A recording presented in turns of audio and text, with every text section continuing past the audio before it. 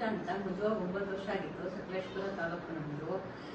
ಎಲ್ಲಿಗೆ ಹೋದ್ರು ಕೂಡ ಹೆಣ್ಮಕ್ಳು ಆಗ್ತಾ ಇರಲಿಲ್ಲ. ಡಾಕ್ಟ್ರು ಕೂಡ ಟ್ರೀಟ್ಮೆಂಟ್ ಏನು ಕೊಟ್ರು ಈ ಮಕ್ಕಳೇ ಆಗ್ತಾ ಇರಲಿಲ್ಲ. ಅವರು IVF ಹೋಗಿ ಅಂತ ಹೇಳಿದ್ರು. ದೇವ್ರ ಹತ್ರ ಹೋದ್ವಿ, ಅಲ್ಲೂ ಕೂಡ ಏನೂ ಆಗಲಿಲ್ಲ. ನಾವು ವಿಡಿಯೋದಲ್ಲಿ ನೋಡಿದಾಗ ಈ ಅಮ್ಮದು ವಿಡಿಯೋ ನೋಡಿದ್ವಿ. ಅವಾಗ ಇಲ್ಲಿಗೆ ಬಂದರೆ ಮಕ್ಕಳಾಗುತ್ತೆ ಅಂತ ಎಲ್ಲ ಹೇಳಿದ್ರು. ಅದಕ್ಕೋಸ್ಕರ ಬಂದ್ವಿ. 3 ಸಲ ಬಂದ್ವಿ ಇಲ್ಲಿಗೆ. 3 ಸಲ ಬಂದ್ಮೇಲೆ ಇಲ್ಲಿ 3ನೇ ಸಲ ಔಷಧಿ ತಗೊಂಡ್ಮೇಲೆ ನಮ್ಗೆ ಮಗು ಆಯ್ತು.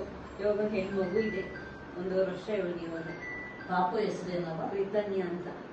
ಎಷ್ಟು ವರ್ಷ ಆಗಿತ್ತು ಮದುವೆ? 9 ವರ್ಷ ಆಗಿತ್ತು.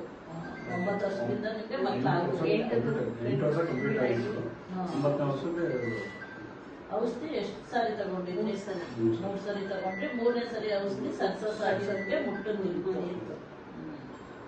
ಅದಕ್ಕೆ ಬರಕ್ ಮತ್ತೆ ಇಲ್ಲಿ ಬರಕ್ ಮತ್ತೆ ಏನಾದ್ರು ಸಮಸ್ಯೆ ಇತ್ತ? ಸಮಸ್ಯೆ ಏನಿರಲಿಲ್ಲ. ಅದೇ ಹಾಸ್ಪಿಟ್ಲಿಗೆ ಹೋದ್ರೆ ಏನು ಸಮಸ್ಯೆ ಇಲ್ಲ ಅಂತ ಹೇಳೋರು. ಆಮೇಲೆ ಟ್ರೀಟ್ಮೆಂಟ್ ಕೊಡೋರು, ಆದ್ರೂ ಏನೂ ನಿಂತಿರಲಿಲ್ಲ.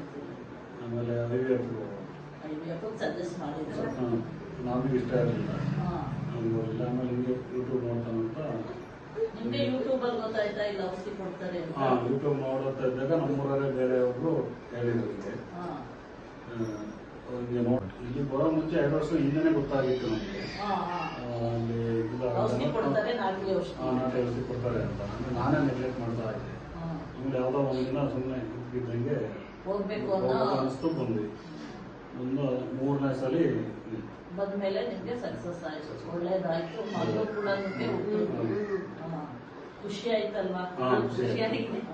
ಬೇರೆಯವ್ರಿಗೆ ಏನ್ ಹೇಳಕ್ ಇಷ್ಟಪಡ್ತೀರಾ ನೀವು ಇದು ಔಷಧಿ ಬಗ್ಗೆ? ಎಲ್ಲ ಬಂದು ತಗೊಳ್ಬೇಕು ಅಂತ ನಾನು ಹೇಳ್ತೀನಿ. ಅಂದ್ರೆ ನಂಬಬೇಕು, ಮೇನ್ ನಂಬಿಕೆನೆ ಮುಖ್ಯ. ನಂಬಿಕೆನೇ ಮುಖ್ಯ. ನಾವ್ ಹೇಳಿದ್ದೆಲ್ಲ ಪಥ್ಯ ಎಲ್ಲ ಪಾಲನೆ ಎಲ್ಲ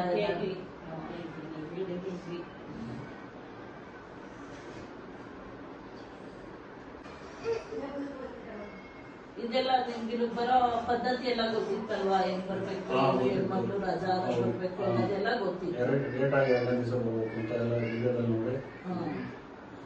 ಇವ್ರದ್ದು ಏಜ್ ಎಷ್ಟು ಅವಾಗ ಬಂದ ಔಷಧಿ ಕುಡಿದಾಗ? ನಿಮ್ ವಯಸ್ಸು ಎಷ್ಟು? ಅವಾಗ 32. ಈಗ 32 ವರ್ಷಕ್ಕೆ ಬಂದ ಔಷಧಿ ಕುಡಿದ್ರೆ 3ನೇ ಸರಿ ಸಕ್ಸಸ್ ಆಯ್ತು. ಈಗ ಪಾಪುಗೆ ಎಷ್ಟು ವರ್ಷ? 1.5 ವರ್ಷ.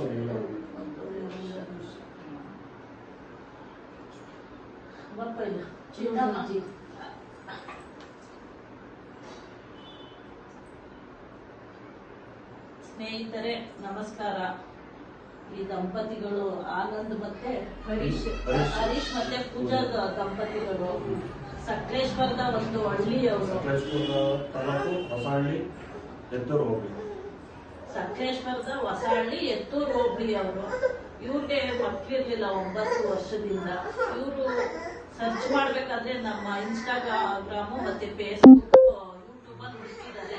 ಅವಾಗ KT ಲಕ್ಷ್ಮಮ್ಮ ಅನ್ನೋ ಯೂಟ್ಯೂಬ್ ನೋಡ್ಕೊಂಡು ಇವ್ರಿಗೆ ಬಂದು ಔಷಧಿ ತಗೊಂಡಿದ್ದಾರೆ. ಔಷಧಿ ತಗೊಂಡು 3 ಸರಿ ಔಷಧಿ ಪಡೆದು ಹೋಗಿದ್ದಾರೆ. 3ನೇ ಸರಿ ಔಷಧಿ ಸಕ್ಸಸ್ ಆಗಿ ಇವ್ರಿಗೆ ಒಂದು ಪಾಪು ಕೂಡ ಆಗಿದೆ. ಈ ಪಾಪು ಹೆಸರು ರೀತನ್ಯ ಅಂತ.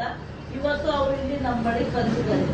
ಯಾಕೆ ಅಂದ್ರೆ ಔಷಧಿ ಕುಡ್ದು ಹೋದ್ಮೇಲೆ ಪಾಪು ಆಗಿದೆ ಅಲ್ವಾ, ಆ ಪಾಪುನ ನಮಗ್ ತೋರಿಸಿ ಆ ಪಾಪುಗೆ ಒಂದು ಆಶೀರ್ವಾದ ಮಾಡಿಸ್ಕೋಬೇಕು ಅಂತ ಬಂದಿದ್ದಾರೆ. ಅವ್ರಿಗೆ ಭಗವಂತ ಮುಂದೆ ಎಲ್ಲಾ ರೀತಿಲೂ ಒಳ್ಳೇದಾಗ್ಲಿ ಅಂತ ನಾನು ಹೇಳ್ತೀನಪ್ಪ. ಒಳ್ಳೇದಾಗ್ಲಿ, ಭಗವಂತ ಒಳ್ಳೇದ್ ಮಾಡಿದೀನಿ.